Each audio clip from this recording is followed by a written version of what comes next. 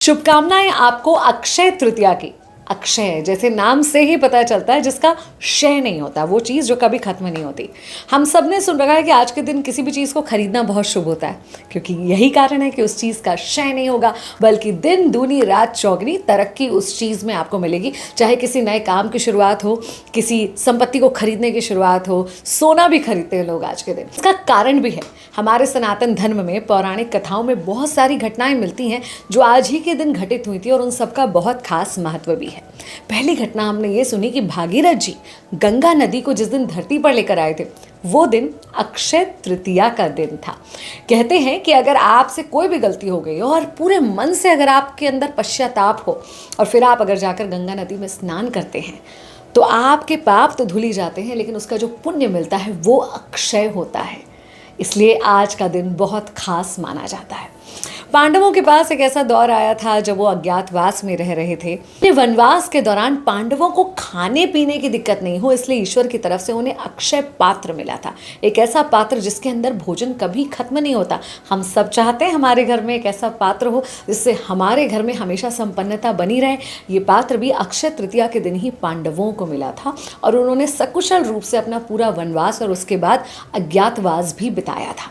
एक और घटना महाभारत से जुड़ी हुई ये भी है कि जब द्रुत कीड़ा में हार गए थे पांडव द्रौपदी को, और दुशासन पूरे अपमान के साथ खींचता हुआ उसे भरी सभा में लेकर आया था, उसे निर्वस्त्र करना चाहता था, और द्रौपदी ने हाथ जोड़कर भगवान श्री कृष्ण को याद किया था, और भगवान श्री कृष्ण ने उन्हें वो साड़ी दी थी, वो साड़ी जो अक्षय थी, वो साड़ी जो कभी खत्म नहीं हो रही थी, जिसे खींच खींच कर दुशासन थक गया था। वो दिन भी अक्षय तृतीया का ही दिन था। तो आपके सम्मान, आपकी संपत्ति, हर चीज़ का क्षय होने से बचाने वाला ये दिन अक्षय तृतीया का दिन होता है। ये भी बताते हैं कि कृष्ण और सुदामा का जिस दिन दोबारा मिलन हुआ था, इतने सालों की गरीबी और दरिद्रता के बाद, जब सुदामा अपने मित्र श्री कृष्ण से मिलने गए थे और उसके बाद उनके दिन फिर गए थे, वो दिन भी अक्षय तृतीया का ही दिन था।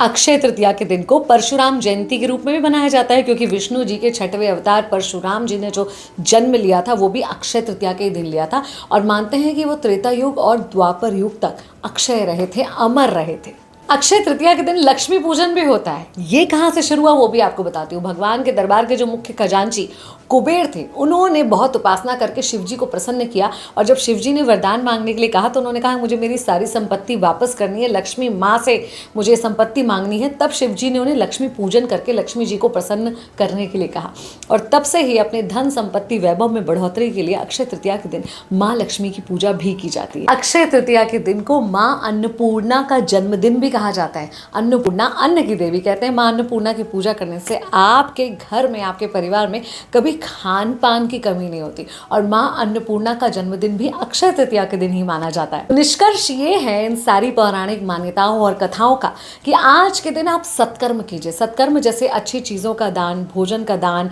वस्त्रों का दान, खाने पीने की चीज़ों का दान, धन का दान, ये सब कुछ जितना आप दान करते हैं उतना ही बढ़ता है। तो आज के दिन में दान, धर्म और अच्छे कर्म करने चाहिए, क्योंकि कहते हैं कि पुण्य एकमात्र ऐसी कमाई है जो आप इस लोक से उस लोक भी लेकर जा सकते हैं, इस जन्म से अगले जन्म तक भी लेकर जा सकते हैं। बाकी कमाया हुआ कोई भी धन आपके साथ नहीं जाएगा। तो पुण्य अर्जन करने का, ऐसा पुण्य जिसका कभी क्षय नहीं होगा, उसे अर्जित करने का आज बहुत अच्छा दिन है। तो इसे हाथ से जाने मत दीजिए।